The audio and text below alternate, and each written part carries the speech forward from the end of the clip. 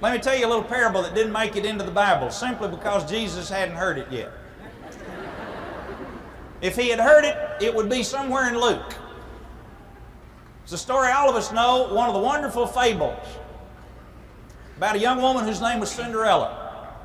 If there was ever a person who identified with Cinderella, it was me. I absolutely felt like the whole world had gone to a party and I was home clean and ashes chained to the furnace. Built like the broom that they swept with. And I felt miserable and twisted and contorted and angry, and I was a Christian. I had played fair and life was having fun, and I was sitting on the porch dying. Now you know the story of Cinderella. She was a scrub girl with this old weird ugly stepmother. Hey, you know this. When they look in the dictionary under the word ugly, there was this woman's picture and no writing. That's all you needed to say. If this woman had had antlers, you'd have hunted her. This is ugly. You would not mind coming home with her tied on your fender. You just didn't want anybody to see her riding up in the seat with you. Ugly. Lots of ugly. Serious ugly. Basic ugly. Do I have you reading ugly? Exactly. Now she had 2 daughters that were also ugly. Hard for ugly to have pretty. Easy for ugly to have ugly. Twice. Well, the word had gone out. The king was quite upset because his son, who was called the prince, was getting ready to inherit the throne, and he was 35 years old and single. And you cannot leave a kingdom to a single adult. So the king decided we got to find a wife for the prince. Somewhere there is a Diane for my Charles. And we will put their pictures on the cookie boxes of our country. So in order to find the loveliest woman in the land, they had what Baptists used to worry about called a fancy ball, a party, a hoopla, a sock hop, if you please. Now, I've just heard about those. I didn't get to go. When I was growing up, that's one thing they didn't want you doing. Going to dances. If you dropped a bowling ball on your foot, don't hop around, they'll think you're dancing. You just stand still and share your witness. Rejoice!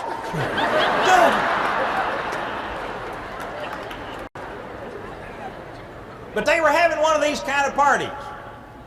The king had gotten together an orchestra, and they were out there just playing the cello and the flute, and they had a clarinet guy and the piano, and a bass,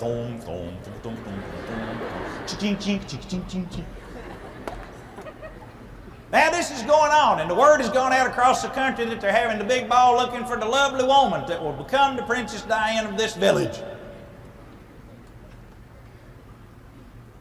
Well, they came from everywhere. Tom McCann's had run out of shoes. Women had sore thumbs all across the land from putting hems in those big balloon skirts. Girls had glitter on their eyelids. Hairspray was going at $2 a can, and somebody was getting rich. They had purple fingernails, and they had the whole deal. They all showed up at the castle, and they hit it like an avalanche, hoping to meet the prince. And the prince walked out and looked at that sea of ugly women and thought, oh no. I was hoping for blue jays and got penguins. This is terrible. Well, they started playing music. Boom, boom, boom, ching, ching, da, da, da, da, da. And the prince is dancing with all these mooses.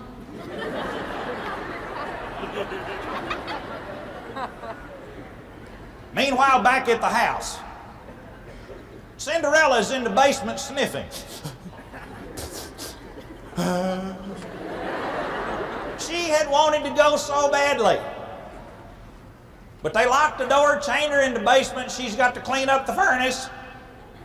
And those two grotesque stepsisters had gone to the ball. While she's sitting here on the bottom step sniffing and feeling sorry for herself, you hear these little wind chimes, ting-ling-ling-ling. And boop, here's this little fairy godmother. What do you say, Cinderella? Not much, fairy godmother. See, when you live in fairy tales, you get used to these little dumpy women just dropping in and out every now and then. Good to see you again. How you been? Just fine, thank you very much. What you doing here? Well, I came to get you ready to go to the party, huh? I said I came to get you ready to go to the party. Look, boy, she has locked that door. The windows are that high in the basement. Forget it. She said, honey, I'm in the party getting ready business. What color you want to wear? Hurry, I got to move around some tonight. So what do you mean? She says, you want to wear blue, pink, white, light green. Name your color. Let's go. Look, godmother, I told you she's locked the door.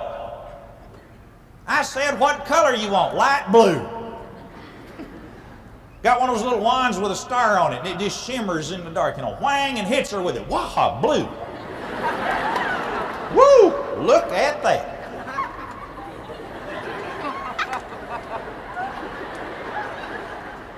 Don't know, what do I say?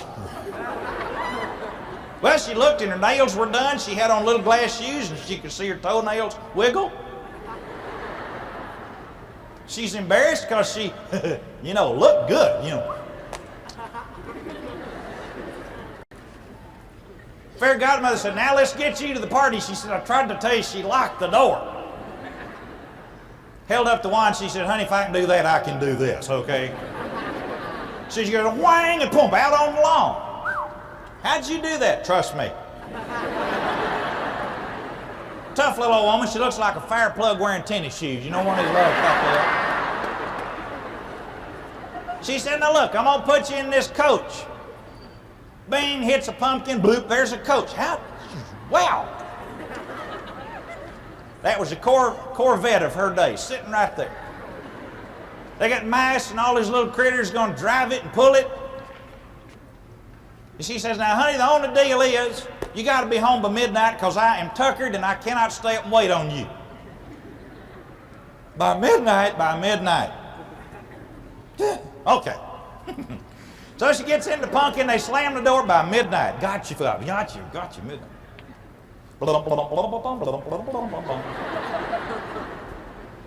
Well, they go roaring up to the castle. Cinderella got out feeling a little awkward, but nice. People out on the curb watching go, ooh, waha, who's that? Good evening, she just. Meantime, inside, the prince is really ticked off. Looks like an ugly convention. Hadn't been this much grim in the world before, all in one place. Volcanoes look like this inside before they get hot. Ugly. Ugly's just oozing around him. Ugly. And the prince is being avalanched by ugly. And the king is sitting back up on his throne going, this was not a very good idea, dear. She said, I told you this country is full of ugly eligibles. Well, the flute player was about worn out. He just fluted all he wanted to do. And all of a sudden, he just stuck it in his ear. Because at the head of the stairs was Cinderella, looking good. The whole place got quiet. People stopped in the middle of dancing and just stared.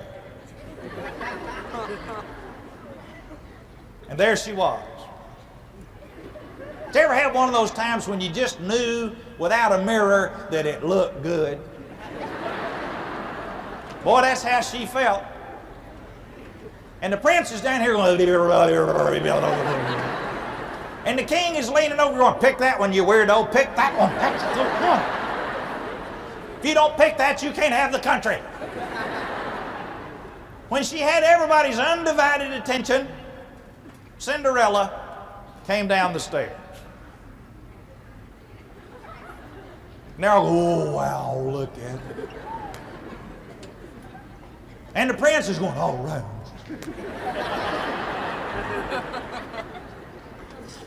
She strolled across the floor, all the way down the stairs. Her head had never bobbed. She was floating. She walked right up to him, looked him in the eye, and kind of smiled and said, "What do you say, Prince?" And the prince went, blah, blah, blah, blah, blah, blah, blah. She said, "That's nice." He said, would you care to dance?" "Why, certainly, sir, and you may lead." Well, boy, they all got on it this time. And it was just a great party. Everybody got in a big circle and watched the prince and the lovely girl go, and it was just neat. And they got to doing some of that turn around and get back later dancing. You know. You've probably seen American Bandstand. Along about 5 minutes to midnight, the prince did a turn and reached back to get her hand, and she was not there.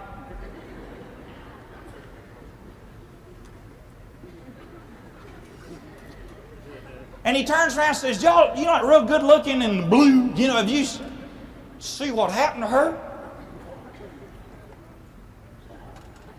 And he heard a rustle at the head of the stairs and glanced up just in time to see Cinderella darting out the door.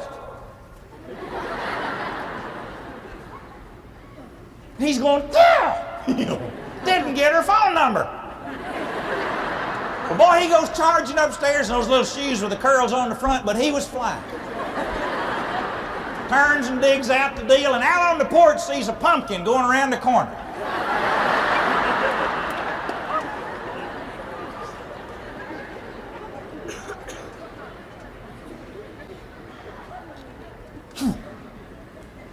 Turned around and started back in. He hit something with his foot. Clink, tinkle, tinkle, tinkle. Reached over and picked it up as a little tiny glass slipper. On the side of the building, on castles like this, they have those torches hanging at a 45-degree angle, flickering in the night. So he walked over under it to see Tom McCann. Strange name for a woman. Size 4, AA. It came to him in a flash of brilliance. There could not be that many beautiful women in the world that wore a 4 AA. So he decided, see, there's only one here. What did I tell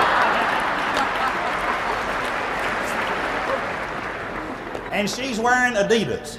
So it's not going to work, dear. It's not going to work. So what he did was to go in and get him a town crier. That's the guy that wears a funny hat and a big bell. And they start through the streets of the village day after day, ringing the bell. Sounds like Avon calling, bling, bling, bling, blong, bling, bling. And the bell ringer out front is sounding the call. Prince is looking for a woman with a dinky hoof, bling, blong, bling, blong, bling, blong. All the women in the country knew about it, soaking their feet in pickle juice. Draw them down. House after house, foot after foot.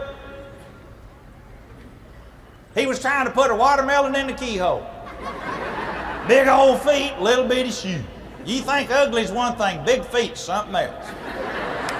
You get ugly with big feet and it's a long day. Finally, it came to the end of a cul-de-sac where the road turned around and it said dead end.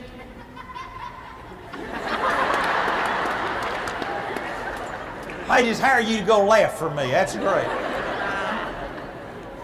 He's going to do it. His number's 32. He's got it made.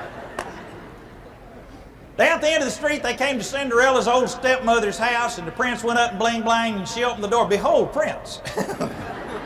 Said, "Yes, ma'am, I am your local prince, and I'm here on a very special mission. I found this tiny slipper, and I'm looking for the woman that fits it." "Well, it could be either of my daughters. May I please see them?" "Yes." So he walked in and said, "Oh, heavens, I've seen them. Well, if there's every time your eyes need a Band-Aid, this is it. Oh, ooh. I know where that ugly came from, ma'am." Definitely your daughters. Well, the prince sat them down, and they forced and shoved and stood up and tried. could not get their feet in the slipper. Whew. And it was there that I started sensing something unusual about this prince. Something that I started to appreciate in him. It's a little silly when you think about dancing with all these old grim-looking women. But now, look at him. So desperately searching for the woman that filled his dreams, that he's trying to slip her on all those ugly, big-footed mooses. See, ugly could wear a 4AA. It could. There could be a dinky hoof on a grim carcass. And when you start thinking about it, his heart is driving him to search for the woman that fits that shoe, and he's more concerned about the foot than the face. That's kind of neat. How often have we, in working with young people in churches and in high schools and other places, tended to look after those who came down the stairs in the lovely blue dresses? How often have we avoided those who had the big ugly feet? When you really love with all your heart, you try it on every foot. You try it on every foot. You try it on every foot. And sometimes it fits, and it's beautiful. He turns to the old ugly stepmother and says, "Could there perhaps be any other lovely women in your home?" "Well, not really. I've got this stepdaughter that cleans the cellar. That's about it. I have vowed that I would try the slipper on every foot of every available young woman in the country till I find the... Please send her to me." Well, see, she didn't get to go. Just these two beautiful women went. I didn't let her go. She's dirty and grimy. I said, "Please send her to me." "But Prince, I told you, I locked the cellar myself. She did not go." He pulled out his Prince badge and he said, "Lady, you see that badge?" "Yes." "I'm your local prince." "Yes." "Send her to me."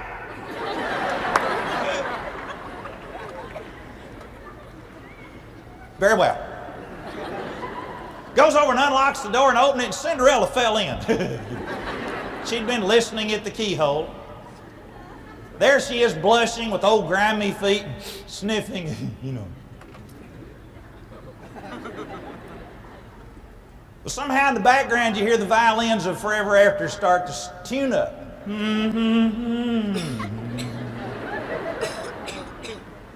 At the movie, the lion's getting ready to growl. And he looked at her, and she looked at him, and through the grit and the grime and the cinders, which is where her name comes from, Cinderella, out of all that grit was the sparkle of recognition, because you can put soot on the face, but it's hard to hide eyes of love.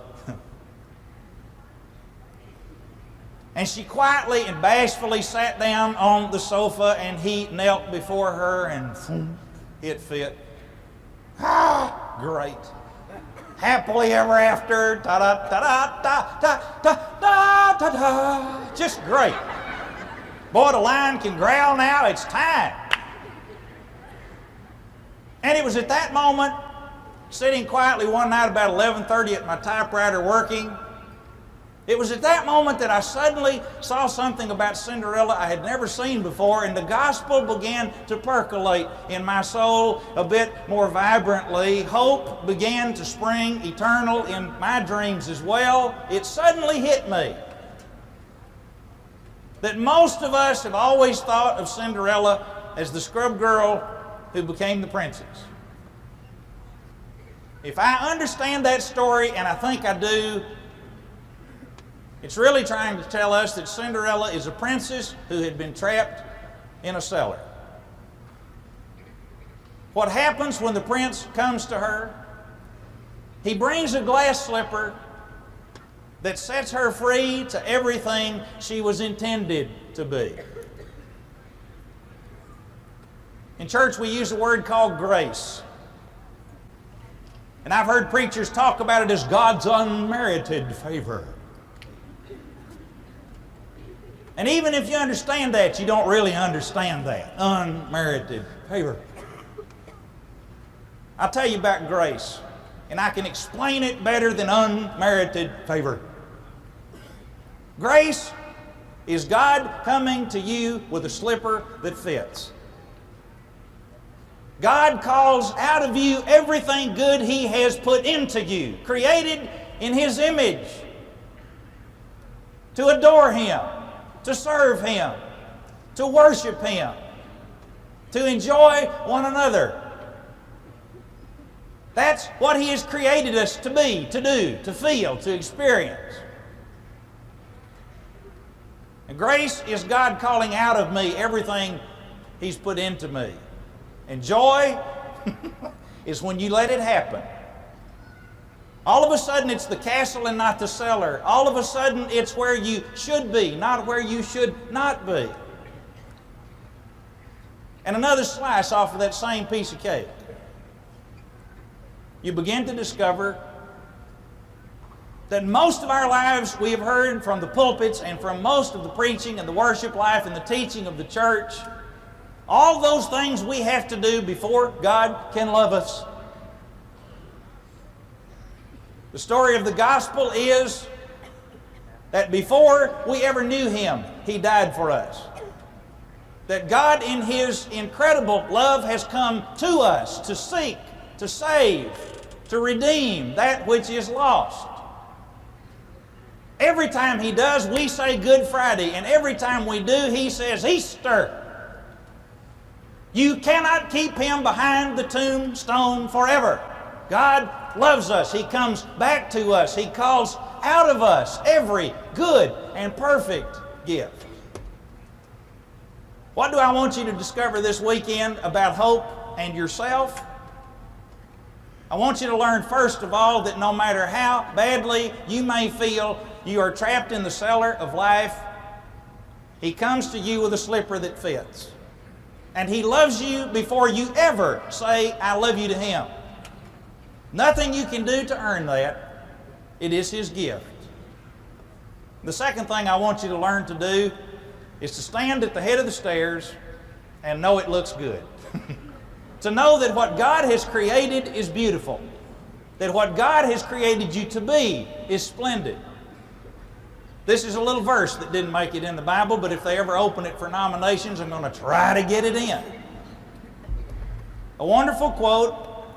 I saw it first done by a 14-year-old girl at my church in crewel embroidery, and it hung on our pulpit on a youth Sunday, and I've never forgotten it. I am me. I am good. Because God don't make no junk. He didn't when He made you. He didn't when He loves you. And He doesn't intend for you to make junk out of your own life. Would you hear that good word? There is hope in Jesus Christ. He comes to us with a slipper that fits. He calls out of me every good thing He has put into me, created me in His image, and He loves all that He has made. My good friend and pastor for many years, John Claypool, had one of the most wonderful sentences. I used to hear him say it frequently and wept every time. God loves you as though you were the only person in all this world to love. And He loves all of you like He loves each of you. Is that not the gospel? That's what I hope you hear this week, because it is here that there is hope. God loves me whether I ask Him to or not. His slipper fits. He sets me free to what He created me to be. If that is not hope, I do not know where it could be.